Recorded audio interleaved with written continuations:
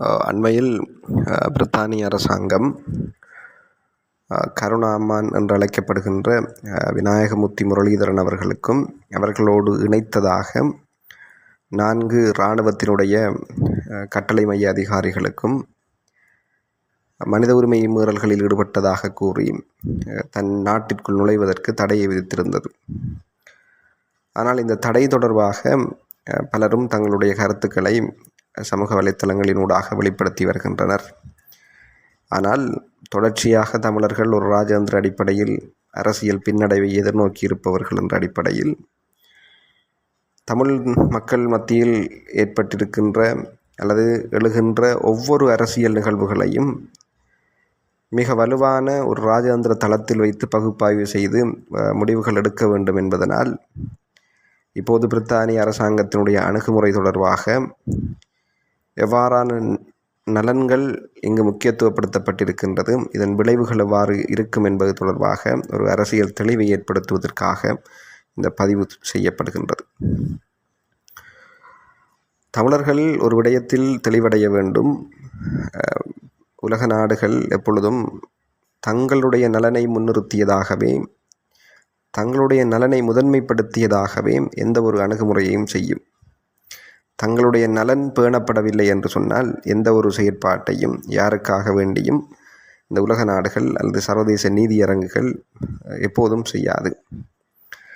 எனவே இப்போதைய சூழலில் அனுரகுமார் திசாநாயக்கா அவர்களுடைய ஆட்சி முறையானது பெரும்பாலும் சீனாவினுடைய பக்கம் சார்ந்ததாகவே அந்த ஆட்சி முறை காணப்படுவதனால் இது எப்பொழுதும் பிரித்தானியா மற்றும் மேற்குலகம் மற்றும் அமெரிக்கா போன்ற நாடுகளுக்கு ஒரு சவால் மிக்க ஒரு ஆட்சி முறையாகவே இருக்கும்.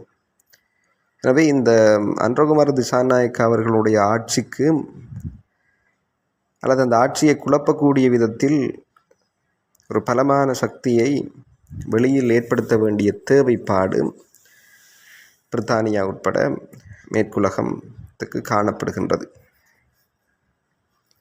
அந்த அடிப்படையில் தான் தமிழ் மக்களை ஒரு கையறு நிலையில் வைத்து கையாளுவதற்கு பிரித்தானியா அல்லது மேற்குலக நாடுகள் முனைகின்றது. அந்த அடிப்படையில் வடகிழக்கினுடைய இணைவை சாத்தியப்படுத்தாதவாறு பார்த்து கொள்ள வேண்டிய தேவைப்பாடும் இவர்களுக்கு இருக்கின்ற காரணத்தினால் கருணா அம்மான் என்று அழைக்கப்படுகின்ற விநாயகமூர்த்தி முரளிதரன் அவர்களுக்கும் அவர்களோடு இணைந்ததாக 4 இராணுவத்தினுடைய முன்னாள் கட்டளை மைய அதிகாரிகளுக்கும் பிரித்தானியா தடையை கொண்டு வந்திருக்கின்றது. எனவே தன் நாட்டுக்குள் நுழைவதற்கு தடையாகவே அது இப்போது விதிக்கப்பட்டிருக்கின்றது. இந்த தடைகள் எப்பொழுதும் அவர்களுடைய அரசியல் நகர்வுகளில் எவ்வாறான தாக்கத்தை ஏற்படுத்தும் என நாங்கள் சற்று சிந்திக்க வேண்டும். எனவே அனுரகுமார் திசாநாயக்கா அவர்களுடைய ஆட்சிக்கு எதிரான ஒரு தரப்பை வெளியில் உற்பத்தி செய்ய வேண்டும் என்று சொன்னால் அல்லது உருவாக்க வேண்டும் என்று சொன்னால் அதற்கு கடந்த காலங்களில் தங்களுடைய கட்டுப்பாட்டிலிருந்து செயற்பட்டவர்கள்தான் பிரித்தானியா பயன்படுத்தி கொள்ள முடியும். அந்த அடிப்படையில் முற்றுமுழுதாக அரசியலில் ஒரு பலவீனமாக இருந்த கருணா அம்மான் அவர்களை ஒரு பலமான சக்தியாக காட்ட வேண்டிய தேவைப்பாடு பிரித்தானியாவுக்கு எழுந்தது. அந்த அடிப்படையில் தான்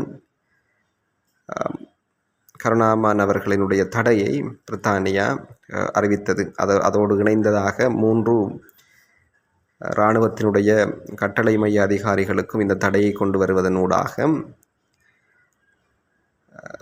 சிங்கள மக்கள் மத்தியில் அனுரகுமார் திசாநாயக்காவினுடைய ஆட்சி முறையில் தான் இவ்வாறான செயற்பாடுகள் இடம்பெற்று கொண்டிருக்கின்றது.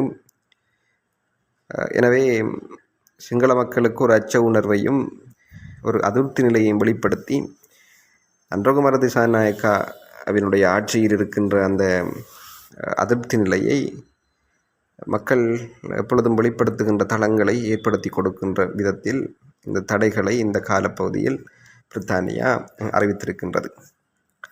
இங்கு தமிழர்கள் ஒரு விடயத்தை சிந்திக்க வேண்டும்.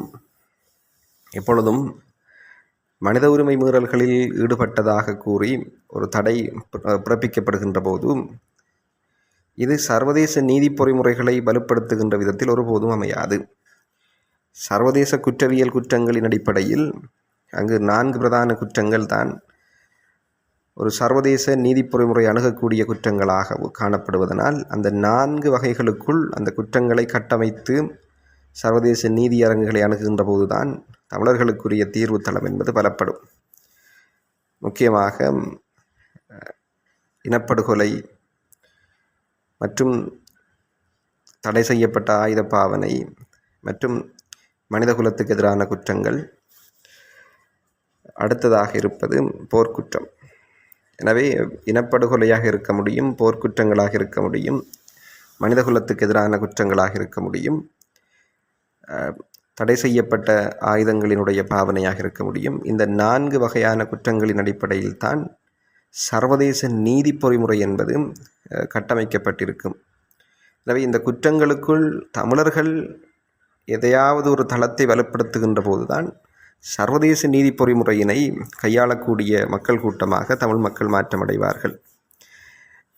எனவே அதிலும் மிக முக்கியமானது, ஒரு இனப்படுகொலை என்ற அடிப்படையில் ஒரு குற்றம் கட்டமைக்கப்படுகின்ற போது நிச்சயமாக அது நிரூபிக்கப்படுமானால் அவர்களுக்கு ஒரு இனப்படுகொலைக்கு உள்ளானவர்கள் இனப்படுகொலைக்கு உள்ளாக்கியவர்களோடு இணைந்து வாழ முடியாது என்ற அடிப்படையில் தான் சர்வதேச நீதியரங்குகள் கடந்த காலங்களில் தங்களது தீர்ப்புகளை வழங்கியிருக்கின்றது.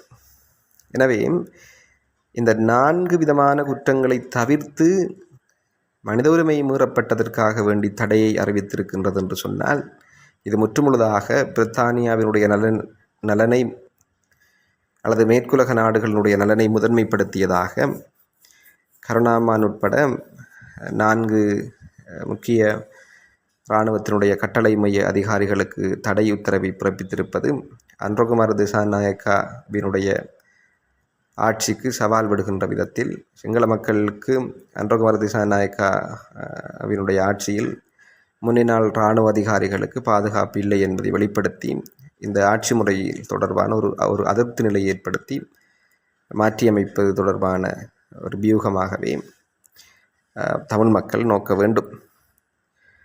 கருணாமான் என்று சொல்லப்படுகின்ற விநாயகமூர்த்தி முரளிதரன் அவர்களை அரசியலில் பலப்படுத்த வேண்டிய தேவைப்பாடு இருக்கின்றது. அதே சந்தர்ப்பத்தில் அவர்களை பாதுகாக்க வேண்டிய தேவைப்பாடும் பிரித்தானியாவுக்கு இருக்கின்றது. எனவே அரசியலில் பலப்படுத்த வேண்டும் என்று சொன்னால் ஆதரவாக பலப்படுத்த முடியாது. காரணம், இப்போதைய சூழலில் பிரித்தானிய நாடாளுமன்றத்தில் தமிழ் மக்களினுடைய கரங்கள் ஓரளவு ஓங்கி ஒலிக்கக்கூடிய விதத்தில் காணப்படுவதனால் அங்கு வாழுகின்ற மக்களையும் திருப்திப்படுத்த வேண்டும். அதே சந்தர்ப்பத்தில் கருணாமான் என்று சொல்லப்படுகின்ற விநாயகமூர்த்தி முரளிதரன் அவர்களையும் வளர்த்து விட வேண்டும் என்று சொன்னால் இவ்வாறான ஒரு உப்புச்சப்பு இல்லாத ஒரு தடையை அறிவிப்பதன் மூலம் இந்த அரசியலை நாங்கள் ஊக்குவிக்க முடியும் என்பதன் காரணமாக பிரித்தானியா அந்த தடையை அறிவித்திருக்கின்றது. எனவே இந்த விதத்தில் நாங்கள் நோக்கினோம் என்று சொன்னால் முற்றுமுழுதாக பிரித்தானியாவினால் அறிவிக்கப்பட்ட தடை என்பது பிரித்தானியாவினுடைய நலனையும் மேற்குலகத்தினுடைய நலனையும் முதன்மைப்படுத்தியதாகவே அந்த தடை இருக்கின்றது. தவிர தமிழ் மக்களுக்கு எந்த விதமான பலனும் இல்லை.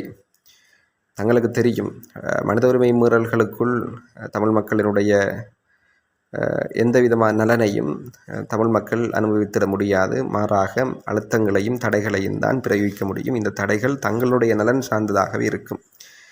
எனவே தமிழ் மக்கள் தங்களுக்கு இழைக்கப்பட்ட குற்றங்கள் தொடர்பாக சர்வதேச குற்றவியல் குற்றங்களாக காணப்படுகின்ற அந்த 4 விதமான குற்றங்களுக்குள் அந்த குற்றங்களை கட்டமைத்து சர்வதேச நீதி பொறிமுறை கையாளுகின்ற தளங்களை நோக்கி நகர்த்துகின்ற போதுதான் அது சர்வதேச நீதி பொறிமுறையினை பெற்றுத்தரக்கூடிய மாதிரி அமையும். தவிர இவ்வாறான மனித உரிமை மீறல்களில் ஈடுபட்டது தொடர்பான குற்றச்சாட்டுக்கள் அல்லது அந்த குற்றங்கள் எப்பொழுதும் தடைகளையும் அழுத்தங்களையும் கொண்டு வருவதாகவே அமையும். அதனால் தமிழ் மக்களுக்கு சர்வதேச நீதி பொறிமுறை ஒருபோதும் கையாள முடியாத ஒரு சூழல்தான் ஏற்படும் என்பதனை தமிழ் மக்கள் நினைவில் கொள்ள வேண்டும். எனவே கருணாமான் வளர்த்து விட வேண்டிய தேவைப்பாடு இருந்ததனால் கருணாமான் அவர்களுக்கு ஒரு தடை அறிவித்து அரசியல் ரீதியாக தொடர்ச்சியாக பின்னடைவு ஏற்பட்ட ஒருவரை ஒரு இப்போதும் அவர் ஒரு பலமான சக்தியாக இருக்கின்றார் என்று மக்களுக்கு காட்டி அவருக்கு ஒரு அறிமுகத்தை ஏற்படுத்தி கொள்வதற்காக வேண்டி அவர் கூட்டணியாகின்ற போதும் அந்த தடையை பிரித்தானியா அறிவித்திருக்கின்றது. இதன் மூலம் அவர்தான் வளர்ச்சி அடைவார் என்பது பிரித்தானியாவுக்கு தெரியும். ஏனென்று சொன்னால் கருணாம்மான் எவ்வாறு அரசியலை மாற்று ஒழுங்கில் கட்டமைக்கக்கூடியவர் என்பது பிரித்தானிய அரசாங்கத்துக்கு நன்கு தெரியும் என்பதனால் அரசியலில் தொடர்ச்சியாக தோல்விகளை சந்தித்திருந்தவர் ஒரு அரசியல் முன்னகர்வை ஏற்படுத்துகின்ற போதும் தங்களுக்கு சாதகமாக கடந்த காலங்களில் செயற்பட்டவர் என்பதனால் அவரை வளர்த்து விடுவதற்காக வேண்டி அவர் ஒரு பலமான சக்தியாக பிரித்தானியா காட்ட வேண்டும் என்பதற்காக வேண்டி இந்த காலப்பகுதியில் அந்த தடையை அறிவித்து அவர் ஒரு பலமான சக்தியாக இப்போதும் இருக்கின்றார் என்பதை வெளிப்படுத்தி நிற்கின்றது. மறுபுறத்தில் இராணுவ அதிகாரிகள் மூவருக்கினுடைய தடை என்பது எப்பொழுதும் அவர்கள் சிங்கள மக்கள் மத்தியில் ஒரு அதிருப்தி நிலையை ஏற்படுத்தி அன்றுகுமார் திசாநாயக்காவினுடைய ஆட்சிக்கு ஒரு சவால் விடுகின்ற விதத்திலும் அந்த ஆட்சியை குழப்புகின்ற விதத்திலும் செயற்பட வேண்டும் என்பதற்காக வேண்டியும் அந்த தடையை பிரித்தானியா அறிவித்தது. தவிர அவர்களுக்கு நன்கு தெரியும் இந்த தடைகளால் பெரிதான எந்த ஒரு பாதிப்பும் ஏற்பட போவதில்லை என்பது. எனவே மஹிந்த ராஜபக்ஷ அவர்கள் கூறுவதைப் போன்று பிரித்தானியாவில் வாழுகின்ற புலம்பெயர்ந்த மக்களை திருப்திப்படுத்துவதற்காக வேண்டியும் தங்களுடைய நலனை இலங்கை மண்ணில் ஏற்படுத்தி கொள்வதற்காக வேண்டியும் தங்களுக்கு சாதகமான ஒரு அரசியல் சூழலை கட்டமைத்துக் கொள்வதற்காக வேண்டியும் சீனா சார்பான ஆட்சி முறையை வலுவிழக்கச் செய்வதற்காக வேண்டியும் இந்த தடையை பிரித்தானியா அறிவித்தது. எனவே இதில் தமிழர்கள் திருப்திப்பட்டு கொள்வதற்கு எந்த ஒரு இடமும் இல்லை. அவ்வாறுதான் இந்த இராஜதந்திர ரீதியில் இந்த அரசியலை நாங்கள் நோக்க வேண்டும். இளந்தமானமாக வெளிப்படையாக தெரிகின்ற விடயங்களை மாத்திரம் அரசியலாக நாங்கள் ஒருபோதும் பேச முடியாது. ஏனென்று சொன்னால் உலகத்தினுடைய கடந்த காலங்களில் உலகத்தினுடைய புலனாய்வு மையம் பிரித்தானியாவில் தான் இருந்தது. எப்பொழுதும் இப்போதுதான் அமெரிக்கா தளமாக கொண்டு அது மாற்றமடைந்திருப்பதனால் அவர்களுக்கு இங்கு நடக்கின்ற எல்லா விடயங்களும் தெளிவாக தெரியும். எனவே இந்த அரசியல் நகர்வுகள் எப்பொழுதும் தங்களுடைய நலனை முதன்மைப்படுத்தியதாகவும் தங்களுக்கு சாதகமானவர்களை வளர்த்து விடுவதற்காக வேண்டியுமே மேற்கொள்ளப்படுகின்றது. தவிர தமிழ் மக்கள் இதில் எந்த ஒரு இடத்திலும் திருப்தி அடைய வேண்டிய அவசியமில்லை. நன்றி.